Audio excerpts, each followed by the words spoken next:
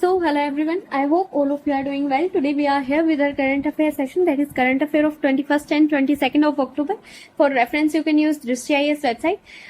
अब कल हमारे पास कोई भी मेजर न्यूज नहीं थी, तो कल की जो छोटी छोटी न्यूज है वो अब आज कवर कर लेंगे. एंड आज अगर कुछ छूट जाता है तो उसके लिए आप ये समझ सकते हो कि या तो वो आगे कवर हो जाएगा, या फिर वो हमारे लिए इतनी इंपॉर्टेंट न्यूज नहीं थी, या फिर you will be covering that part in your static portion. So don't worry about the remaining portion जो आज छूट जाता है या फिर कभी भी छूट जाता है, उसके बारे में टेंशन लेने की जरूरत नहीं है. Also one more thing I would like to add कि अभी जो सितंबर की मैगजीन है उसे अगर आप उठाकर देखोगी तो जिसने भी सितंबर के लेक्चर्स किए होंगे उसे समझ में आएगा कि कितनी चीजें हमने ऑलरेडी वहां पे कवर की हैं. तो विजन की मैगजीन आपके लिए फिर वहां पे रिवीजन होता है एक तरीके से. So let's start with the very first news without wasting our time, that is about Kavach. So basically ये जो कवच है, अभी आपने देखा होगा कि जो ट्रेन एक्सीडेंट्स हैं वो बढ़ गए हैं. रिसेंटली बालासोर में हुआ था, उससे पहले भी बहुत सारे एक्सीडेंट्स हमें देखने को मिले. तो ये जो कवच है ये हमारा एक सिस्टम है जो कि ट्रेन्स के कोलिजन को रोकता है. कैसे रोकता है? ऑटोमेटिक ब्रेक्स लगाकर या फिर अलर्ट्स जारी करके ये जो सिस्टम है, ये जो कोलिजन है ट्रेन्स के, वो प्रिवेंट करता है. So this much we need to know about this news here. इसके अलावा कुछ भी जानने की जरूरत नहीं है. Coming to our next news, that is about Abhidhamma Divas. अभी ये जो दिवस है ये न्यूज में था क्योंकि इसे लेकर, और अभी जो हमने रिसेंटली पढ़ा था कि हमारी जो क्लासिकल लैंग्वेजेस हैं वहां पर हमने कुछ न्यू लैंग्वेजेस ऐड की हैं. उन्हीं में से एक लैंग्वेज हमारी पाली है. तो पाली और अभिधम्म दिवस, इन दोनों को लेकर इंडिया कोई एक ऑर्गेनाइज कर रहा है इवेंट, उसे लेकर ये न्यूज थी. न्यूज हमारे लिए इंपॉर्टेंट नहीं है, but we need to know here is कि जो अभिधम्म दिवस है वो रिलेटेड है कैसे करके लॉर्ड बुद्धा से. तो जिस दिन बुद्धा का डिसेंट हुआ था सेलेस्टियल रेन से, उस दिन इसे सेलिब्रेट किया जाता है. हमें बस इतना याद रखना है कि लॉर्ड बुद्धा से ये रिलेटेड हमारा. ऑल्सो ये कोइंसाइड करता है हमारा रेनी रिट्रीट से, जिसे वस्सा बोला जाता है. ऑल्सो ये जो है ये रिलेटेड है थेरावदा बुद्धिज्म से. अब ये जो बुद्धिज्म है इसकी जो अलग अलग ब्रांचेस थी, जो भी चीजें हैं वो आप सब हीनयान, महायान, वज्रयान, वो सब आप पढ़ोगे आपके स्टेटिक पोर्शन में. तो यहाँ पर हमें बस इतना याद रखने की जरूरत है, बुद्धा से रिलेटेड है, कोइंसाइड करता है रेनी रिट्रीट से. सो इतना आपके लिए इनफ होगा. Coming to our next news, that is about Pali. तो ये हम ऑलरेडी कवर कर चुके हैं, अगेन हम इसे कवर कर रहे हैं. हमारी क्लासिकल लैंग्वेज का स्टेटस इसे दिया गया है. थोड़ी बहुत ये मगधी से मिलती है. इसके अलावा इंडो यूरोपियन लैंग्वेज है. यहां पर आप देखोगे एक बार कि 5 लेटेस्ट एडिशन क्या है क्लासिकल लैंग्वेज में, और क्लासिकल लैंग्वेज होने के बाद होने के लिए क्राइटेरिया क्या होता है हमारे पास. तो क्राइटेरिया ये है, एक तो हमारे पास कोई अर्ली टेक्स्ट होना चाहिए, या फिर हमारे पास एक एंशिएंट बॉडी, एक बॉडी होनी चाहिए एंशिएंट लिटरेचर की, वही कि हमारे पास एक पुराना टेक्स्ट होना चाहिए. इसके अलावा हमारे पास उसमें बहुत सारे इंस्क्रिप्शनल एविडेंस या फिर उसके नॉलेज टेक्स्ट वगैरह होने चाहिए. बाकी सभी लैंग्वेज से अलग होनी चाहिए, तो उसके आसपास की जो लैंग्वेजेस हैं उनसे अलग होनी चाहिए. तो ऐसा कुछ आप एक बार इन्हें रीड करोगे इस क्राइटेरिया को, यहाँ से क्वेश्चन बनने के चांसेस बनते हैं. थोड़ा सा इसे देख लोगे. वैसे आप ये सारी चीजें अपने पोलिटी में कवर करते हो, so don't worry about that, static में कवर हो जाएगा. But we need to know here is की जो 5 नई लैंग्वेजेस ऐड की गई हैं वो कौन सी. तो ये हमारी हैं मराठी, पाली, प्राकृत, असमीज एंड बंगाली. ये आप याद रखोगे अच्छे से. पहले हमारे पास थी तमिल, संस्कृत, तेलुगु, कन्नड़, मलयालम एंड ओडिया, और अब हमने 5 और ऐड की हैं. तो ये आपको अच्छे से पता होनी चाहिए. ये जो पूरा ये बॉक्स है, ये बॉक्स हमारे लिए इंपॉर्टेंट है मेन. तो coming to next news, that is about Pyrocystis Noctiluca. अब ये जो है ये हमारे पास एक फाइटोप्लैंक्टन है. फाइटोप्लैंक्टन बेसिकली हमारे पास माइक्रोस्कोपिक ऑर्गेनिज्म होते हैं, प्लांट्स होते हैं बेसिकली. जैसे हमारे पास टेरेस्ट्रियल इकोसिस्टम में प्लांट होते हैं, वैसे ही हमारे पास वाटर का जो एक्वेटिक इकोसिस्टम होता है वहां पर हमारे जो खाना बनाने के लिए जो माइक्रोस्कोपिक ऑर्गेनिज्म है उन्हें हम फाइटोप्लैंक्टन बोलते हैं. बेसिकली ओशियंस के प्लांट आप इन्हें बोल सकते हो. अब कुछ एक हमारे पास फाइटोप्लैंक्टन ऐसे होते हैं जो लाइट इमिट करते हैं, उन्हें हम बोलते हैं बायोल्यूमिनेसेंट फाइटोप्लैंक्टन. जूप्लैंक्टन बेसिकली हमारे पास एनिमल्स के लिए वर्ड यूज हो जाता है जो कि एक्वेटिक इकोसिस्टम में रहते हैं। So this much you need to know here. इसके अलावा ये जो पायरोसिस्टिस नोक्टिलुका है, इसे हम क्यों पढ़ रहे हैं? क्योंकि इसका जो स्पेशल फीचर है वो यहाँ पे थोड़ा अलग ही है, तो इसलिए हम इसे पढ़ रहे हैं। ये जो है ये अपने साइज को इन्फ्लेट कर लेता है, यानी अपनी ये साइज को बढ़ा लेता है। तो उसके कारण क्या होगा कि अब इसकी जो डेंसिटी है वो कम हो जाएगी क्योंकि वॉल्यूम ज्यादा हो गया। बेसिकली हमारी, अब ये चीजें आपके काम की नहीं है लेकिन फिर भी मैं बता रही हूँ, डेंसिटी का फॉर्मूला होता है हमारे पास मास अपॉन वॉल्यूम। अगर किसी चीज का वॉल्यूम इंक्रीज हो जाएगा तो डेंसिटी कम हो जाएगी। अगर डेंसिटी कम हो गई तो वो चीज क्या करेगी? फ्लोट करेगी वाटर पे। तो ये बेसिकली होता क्या है कि ये सबमरीन की तरह एक्ट करती है। सबमरीन बेसिकली कैसे फंक्शन करती है कि जब उसको उसके एक्चुअली उसकी जो बॉडी होती है, उसका जो साइड वाला पोर्शन होता है, वहां पर पानी फिल हो जाता है। जब उसमें पानी फिल हो जाएगा तो वो डूब जाती है। जब उसका पानी जो है वो बाहर निकल जाता है तो वो ऊपर आ जाती है। तो सेम चीज ये करते हैं, ये अपने साइज को बढ़ा लेते हैं। जब इनकी सेल डिवीजन होता है तब इनका जो साइज है वो बढ़ जाता है, जिसके कारण ये इन्फ्लेट कर और ऊपर आ जाते हैं, सी सरफेस पे आ जाते हैं। वर्टिकल माइग्रेशन यही है कि ये जो है ये डीप सी से सी सरफेस पे आ जाते हैं। So this much we need to know here.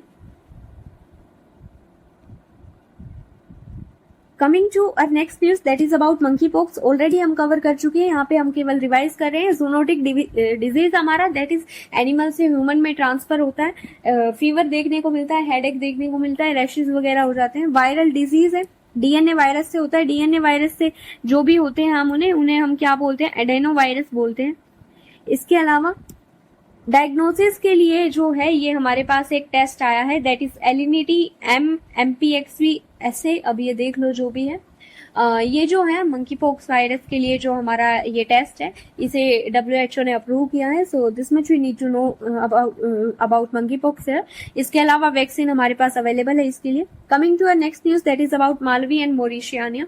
अब ये जो है हमारा, ये यहाँ पर हमारे प्रेसिडेंट ने विजिट किया है और ये अभी तक की यहाँ पे पहली विजिट है, तो इसलिए इम्पोर्टेंट हो जाता है, थोड़ा सा प्री पर्सपेक्टिव से इम्पोर्टेंट हो जाती है इसकी लोकेशन देखना।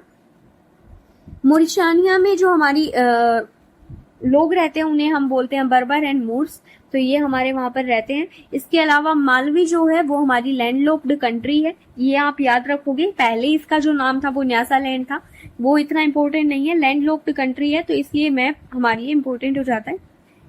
तो हमने ऑलरेडी जो हमारा था साउथ अफ्रीका वाला पोर्शन वो हमने किया था, तो यहाँ पर हमारा सोमालिया आ जा रहा था। यहाँ पे केन्या SKTM ऐसे आप याद रखोगे, Kenya, Tanzania and then Mozambique, और उसके बाद हमारा साउथ अफ्रीका आ जा रहा था लास्ट में।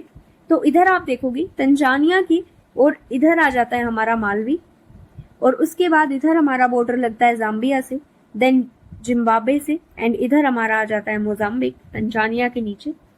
So this much we need to know here. इसके अलावा आप याद रखोगे लेक मालवी यहाँ से होकर जाती है, लेक मलोम्बे यहाँ से होकर जाती है, लेक चिल्वा यहाँ पे है, जाम्बेजी रिवर हम ऑलरेडी कवर कर चुके हैं।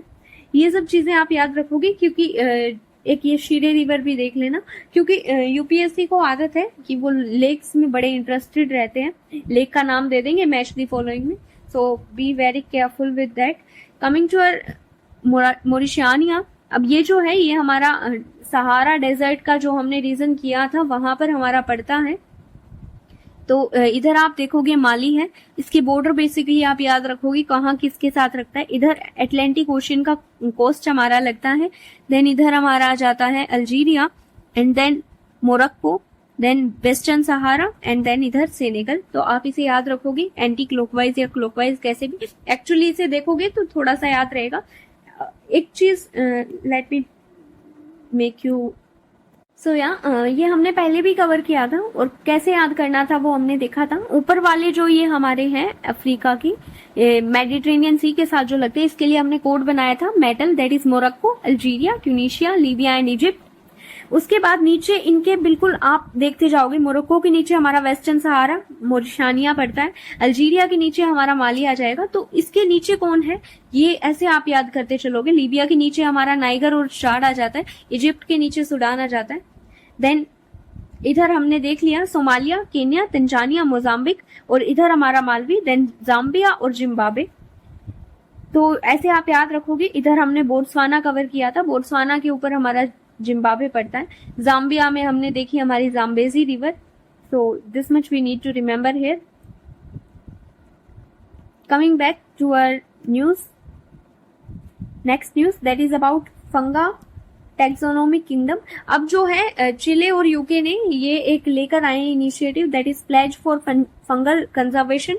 तो ये जो है हमारा ये बेसिकली वो लेकर आए हैं ताकि जो फंजाई है उसका भी अब हम पढ़ते हैं, आपने देखा होगा 5 किंगडम क्लासिफिकेशन हम पढ़ते हैं जो कि विटेकर ने दिया था।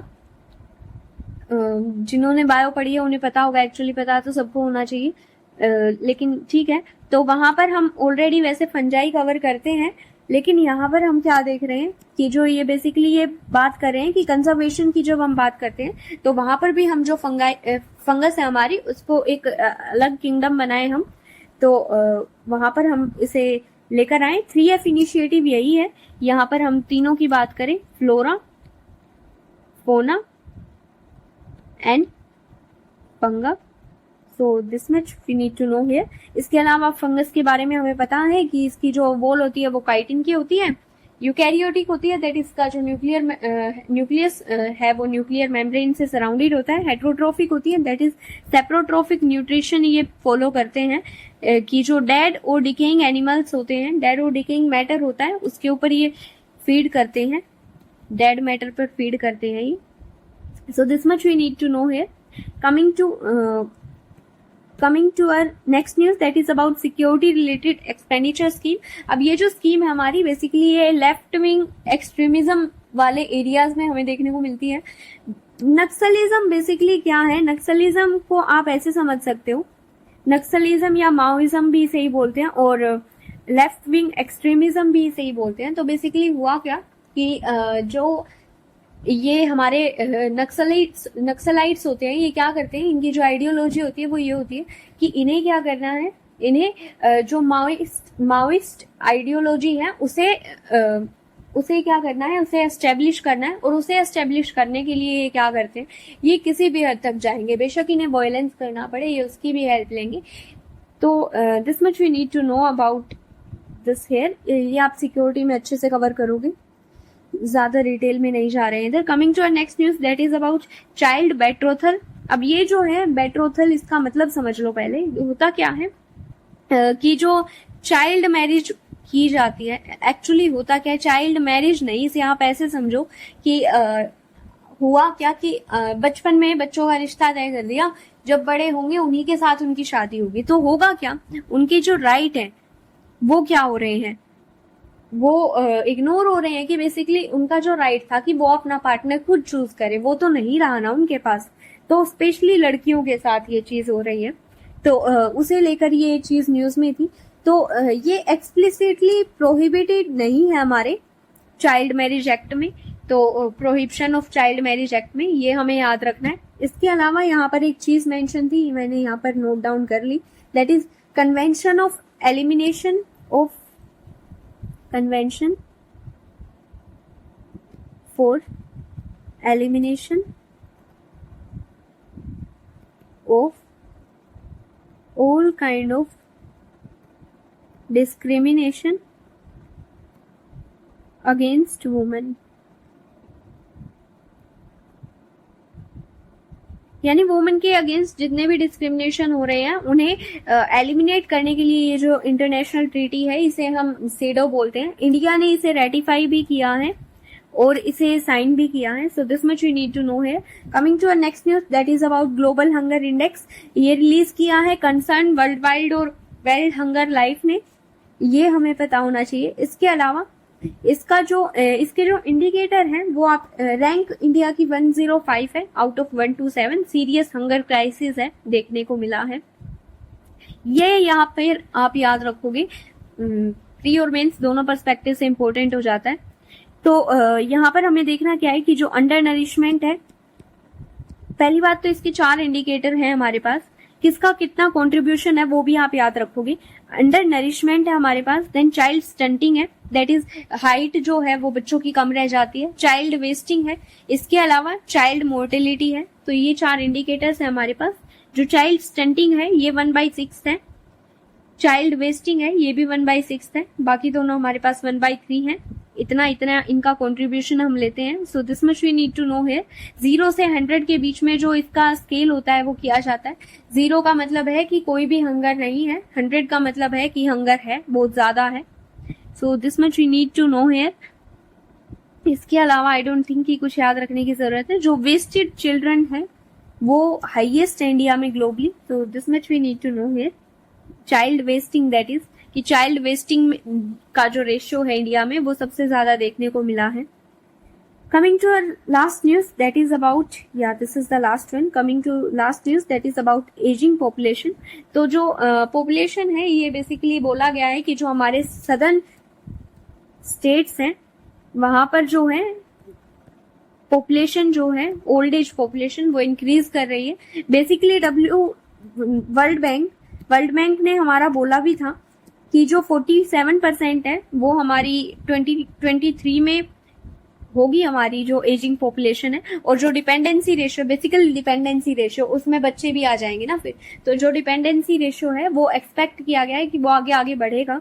तो ये वर्ल्ड बैंक ने बोला था, ये डेटा आप याद रखोगे। इसके अलावा नॉर्थ साउथ डिवाइड की यहाँ पर बात की गई है कि जो नॉर्थ में है, for example UP, Bihar, West Bengal, यहाँ पर जो है पॉपुलेशन वो बढ़ रही है, यानी जो यंग वंस है उनकी पॉपुलेशन ज्यादा बढ़ रही है। वहीं जो हमारे ओल्ड एज पॉपुलेशन की अगर हम बात करते हैं तो जैसे हमारे केरला हो गया, या फिर जैसे केरला जैसे स्टेट्स हैं जहां पर एजुकेटेड है लोग, फैमिली प्लानिंग अच्छे से हो रही है, कॉन्ट्रासेप्टिव यूज किए जा रहे हैं, तो वहां पर क्या होगा, वहां पर हमें जो पॉपुलेशन ओल्ड एज पॉपुलेशन है वो ज्यादा देखने को मिलती है। So this much we need to know है। इसके अलावा जैसे हमने जापान के केस में भी तो देखा था कि वहां पर भी ओल्ड एज पॉपुलेशन जो है वो इंक्रीज कर रही है, तो उसे रोकने के लिए कैसे कैसे इनिशिएटिव्स लिए जाते हैं अलग अलग कंट्रीज में, वो हमें समझने की जरूरत होती है। इसके अलावा 60 एंड मोर एक्सपेक्टेड कि जो 60 ईयर्स ऑफ एज है या फिर उससे ज्यादा के जो एज की जो ये एज है basically, wait a minute,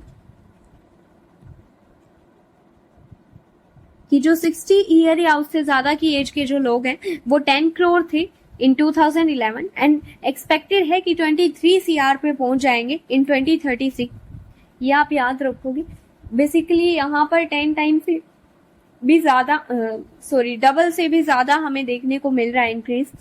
even overall increase अगर हम देखते हैं पॉपुलेशन में तो वो 31.1 CR से 31.1 CR देखने को मिल सकता है 2011 से 36 के बीच में। So this much we need to know है। इसके अलावा आपको कुछ करने की जरूरत नहीं है। ये डेटा जितना आप याद रख सकते हो उतना अच्छा है, जितना वही बात है, जितना रिवाइज करोगे उतना याद रह जाएगा। इसके अलावा तो कोई सोल्यूशन भी नहीं है। So with this we end our lecture here. I hope you guys will be getting some kind of help from these lectures, and yeah, so we end it here. Thank you. Have a great journey.